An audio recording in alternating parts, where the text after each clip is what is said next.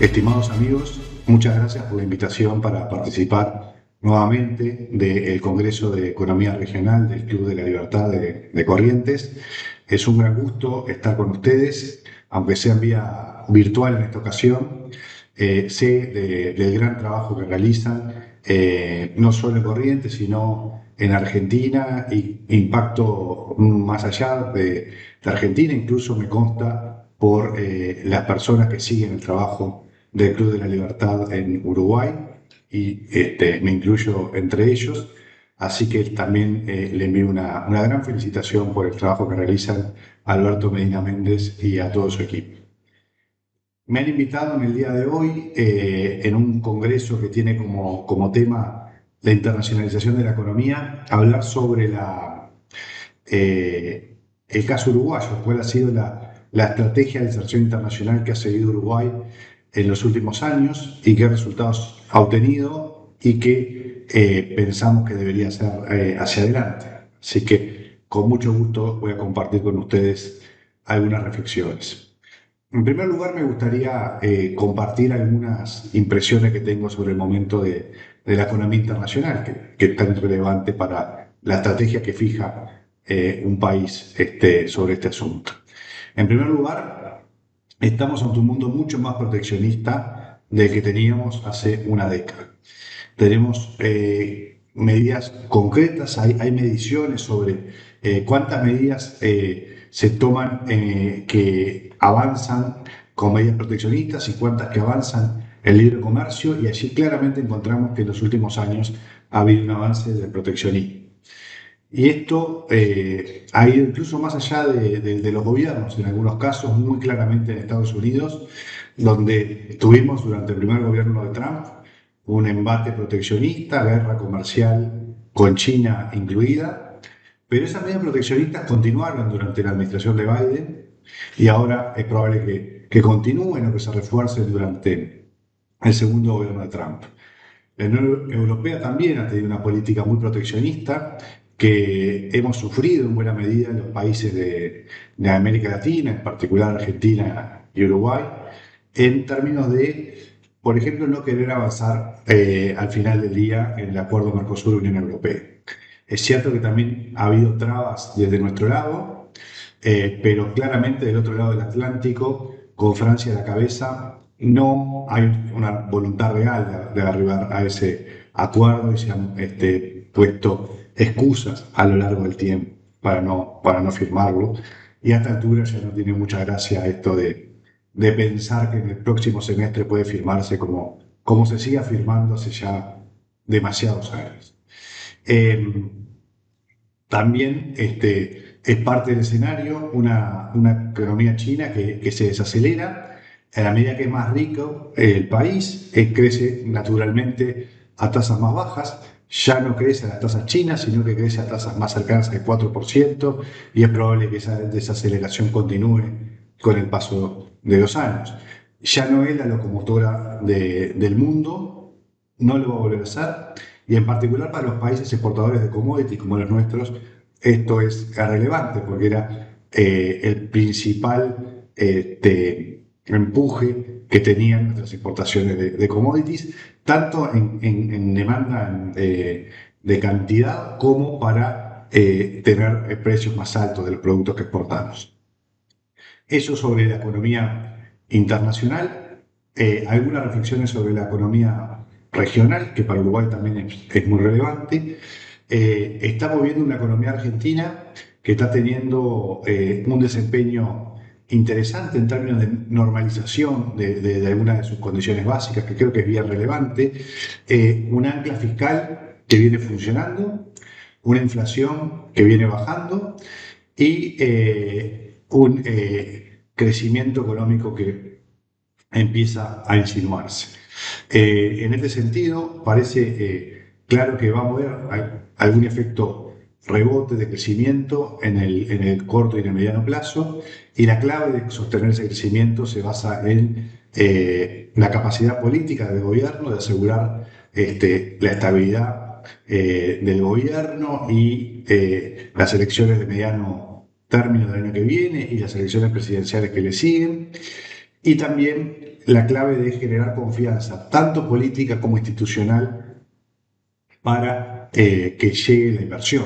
Al final del día, como ustedes saben, la inversión es necesaria para un proceso de crecimiento económico sostenido y la inversión solo se da si se genera confianza en que quienes inviertan van a poder mantener y recuperar y eventualmente ganar a partir de la inversión que realicen, y eso requiere condiciones en las que Argentina está trabajando y que esperamos que pueda avanzar con éxito.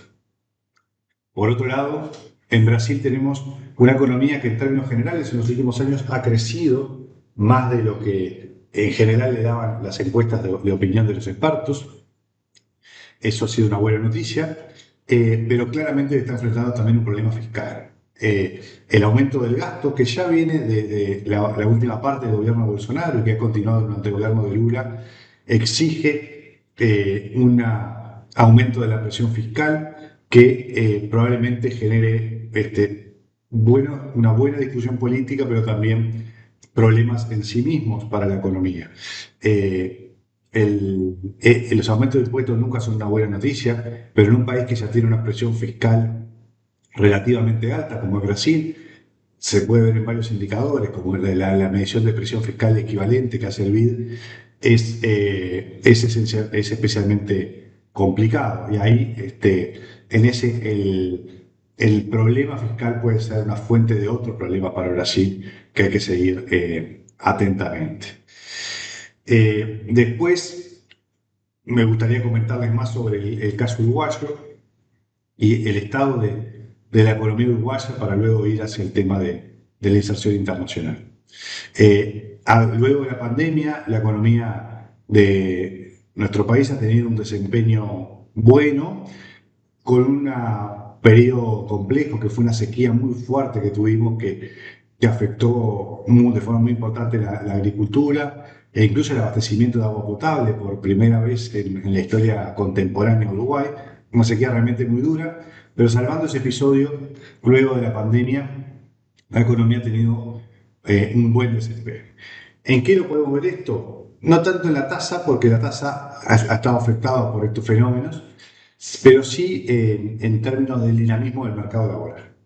Cuando uno mira cuál ha sido el desempeño del mercado de trabajo, se encuentra con que el gobierno de Luis Lacalle Pou va a terminar cerrando con un número muy cercano en el entorno de los 100.000 puestos de trabajo creados. Esto es un muy buen número en términos uruguayos, y más si recordamos que en el gobierno anterior se habían destruido unos 56.000 puestos de trabajo. Entonces, es realmente una cifra muy positiva. Al mismo tiempo, se ha dado ya desde el año pasado una recuperación del salario real, con lo cual, por primera vez en una década, se ha dado un crecimiento de la masa salarial por sus dos componentes, por el componente de salarios y por el componente de puestos de trabajo. Eso ha sido una evolución positiva, y al mismo tiempo esto también se explica porque hemos tenido un buen dato de inflación.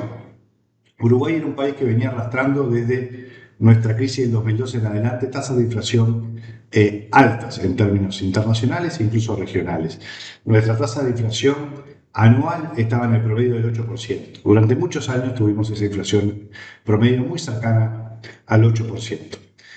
Esto nos ponía en América Latina incluso con la tercera inflación más alta del continente, después de Venezuela y Argentina. Era un podio que claramente no era bueno integrar.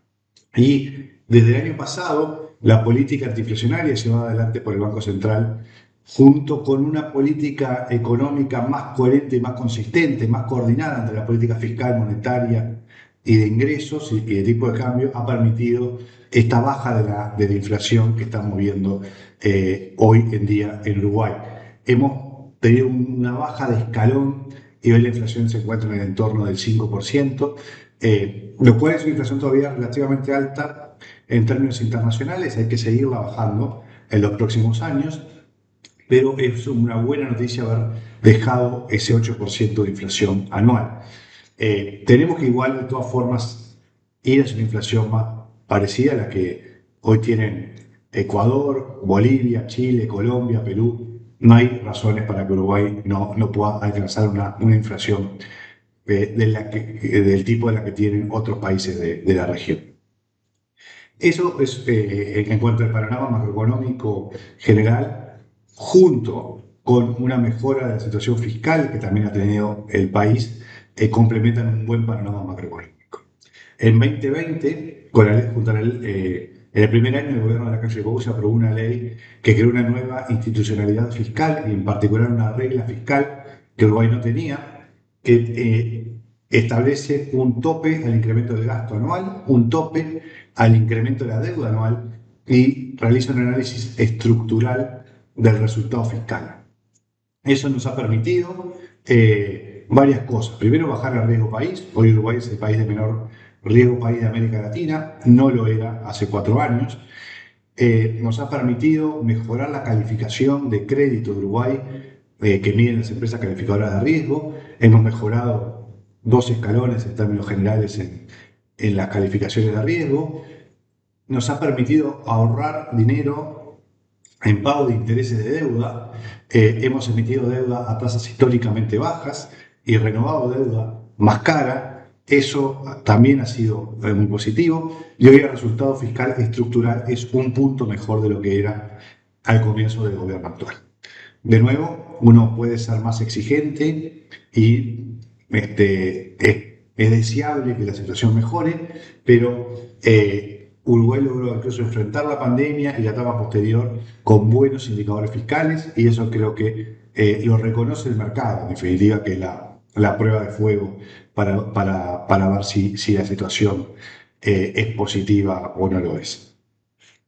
Esto marca un panorama, por lo tanto, macroeconómico esencialmente positivo, desempeño de las principales variables macroeconómicas positivo en los últimos años. Ahora bien, yendo al fondo del tema que nos convoca en el Congreso, Uruguay ha tenido en los últimos años una estrategia de inserción internacional más proactiva, buscando abrir la economía. Esto es claramente necesario. Un país pequeño y cerrado no puede ser próspero. Eso es muy claro desde el punto de vista de la teoría económica y es abrumador desde el punto de vista de la evidencia. Por lo tanto, Uruguay tiene que avanzar. Integramos junto con nuestros países vecinos y Paraguay uno de los bloques más proteccionistas del mundo, que es el Mercosur, y que una de las primeras líneas de acción que ha tenido Uruguay en los últimos años respecto a exigir que se flexibilice y se modernice el Mercosur no ha tenido éxito.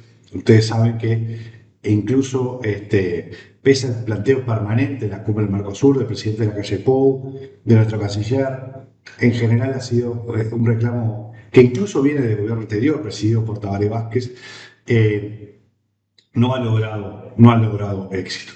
Más aún, los intentos de Uruguay de avanzar de forma bilateral en algunos acuerdos, el caso más conocido probablemente sea el de China, con el cual se culminó el estudio de factibilidad para el acuerdo de libre comercio y ya estamos en disposición de entrar en la etapa de negociaciones, no avanzado por las presiones políticas de Argentina y de Brasil, de los gobiernos de Argentina y de Brasil con el gobierno chino.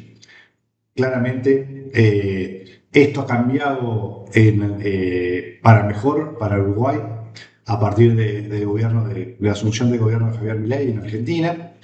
El gobierno de Alberto Fernández claramente tuvo una actitud muy negativa hacia el Uruguay. E incluso más allá de esto, hay que reconocer una actitud generosa y pro apertura del gobierno argentino en, por ejemplo, habilitar que el dragado del puerto de Montevideo a una mayor profundidad, un reclamo de hace muchos años del Uruguay que por razones de acuerdos internacionales Uruguay necesitaba el visto bueno de Argentina para poder hacerlo y claramente no lo había logrado con los gobiernos anteriores de la Argentina, pese a que había sido un reclamo permanente de los gobiernos uruguayos. una de las primeras medidas que nosotros hemos tomado como una medida de buena voluntad y muy positiva del gobierno argentino es esta posibilidad de abrir, de habilitar el dragado del puerto de Montevideo. Por lo tanto, hoy de todas formas el acuerdo con China está trabado políticamente, así como en términos generales la posibilidad de que Uruguay avance de forma bilateral. Esto claramente es un problema para nuestro país. ¿De qué otras formas hemos tratado de avanzar? Bueno, por ejemplo, con la integración a acuerdos multilaterales como el Acuerdo Transpacífico. Eso está en trámite y esperamos que Uruguay pueda ingresar. Eso sería una muy buena noticia para Uruguay porque es un acuerdo que integra países muy relevantes en el mundo. Y también yo diría que un tercer grupo de medidas que son necesarias y positivas para el Uruguay, en la que ha habido algún avance en el gobierno actual, pero que hay que avanzar de forma mucho más decidida, es en las medidas unilaterales de apertura de la economía. Y acá hay que tener en cuenta que apertura no es solo procurar una mejor colocación para nuestras exportaciones, donde tenemos problemas, pero también facilitar las importaciones. Una economía abierta beneficia a la población no solo porque podemos exportar mejor, sino porque podemos importar mayor variedad de bienes y bienes más baratos que benefician a la población en su conjunto. Y también al sector productivo, al habilitar y abaratar muchas veces costos de insumos para las empresas. Entonces, necesitamos avanzar en medidas unilaterales. ¿De qué tipo? Baja de aranceles. El Mercosur, el arancel externo del Mercosur ya está muy perforado. Uruguay puede y yo creo que debe avanzar en la disminución de su arancel. Debemos eliminar la tasa consular, que es un impuesto que se puso hace algunos años y que es una carga adicional que tienen las importaciones, que grava muchas veces bienes de consumo masivo de la población y por lo tanto también debemos avanzar en su eliminación. Eventualmente irlo disminuyendo gradualmente, pero con la idea y la intención de eliminar. Lo otro que debemos hacer es abrir a la competencia mercados que están protegidos por distintos tipos de barreras, muchas veces barreras pararancelarias, medidas, excusas bromatológicas o directamente medidas encubiertas, pero que de hecho limitan la competencia en mercados claves en el costo de vida en el Uruguay. Y voy a poner algunos ejemplos. Los productos de higiene personal importados en Uruguay son muy caros en relación a Argentina o Brasil o en la comparación internacional. Nosotros desde el SED hicimos una investigación a comienzos de este año sobre el desvío de precios que existía en Uruguay en la comparación internacional y es muy claro cómo Uruguay efectivamente es más caro en muchos bienes incluso que países del primer mundo. ¿Qué se debe hacer aquí? Facilitar la importación de muchos de estos bienes, que muchas veces por permisos que se requieren, que solo puede tener el importador oficial, no se permite una mayor competencia, deben eliminarse esas trabas a la importación y permitir una mucho mayor competencia en los mercados de higiene personal. Debemos avanzar en la liberación de la importación de combustible, que hoy es monopolio de una empresa estatal, que además tiene el monopolio del refinado del petróleo y tenemos uno de los combustibles más caros del mundo también. Acá claramente lo que debemos hacer es avanzar en la libre importación y también en la comercialización y distribución de combustibles a nivel local. Hay otros bienes de consumo masivo en los que también debemos avanzar. Claramente en la liberación de frutas y verduras, donde tenemos trabas también que hace que esos productos sean caros. En liberar la importación de pollo y de cerdo, también bienes de consumo masivo que son caros. Esto se puede hacer de forma gradual, de forma consensuada o negociada con los productores locales, pero claramente tiene que haber una voluntad de avanzar en la apertura de estos mercados para bajar el costo de vida en Uruguay, lo cual es una necesidad imperiosa. Como ustedes saben, la libertad económica es fuente de prosperidad. Lo demuestran todos los índices internacionales en la materia, y el libre comercio en particular es un motor de crecimiento y de desarrollo fundamental. Uruguay y en general los países de nuestra región tienen mucho para avanzar todavía en materia de apertura de la economía. Ojalá sea con acuerdos comerciales, ojalá sea con integración de acuerdos bilaterales, ojalá también con acuerdos con bajas unilaterales, e incluso destrabar todavía los problemas que tenemos en el comercio entre nuestros países, donde también todavía tenemos muchos pasos por avanzar.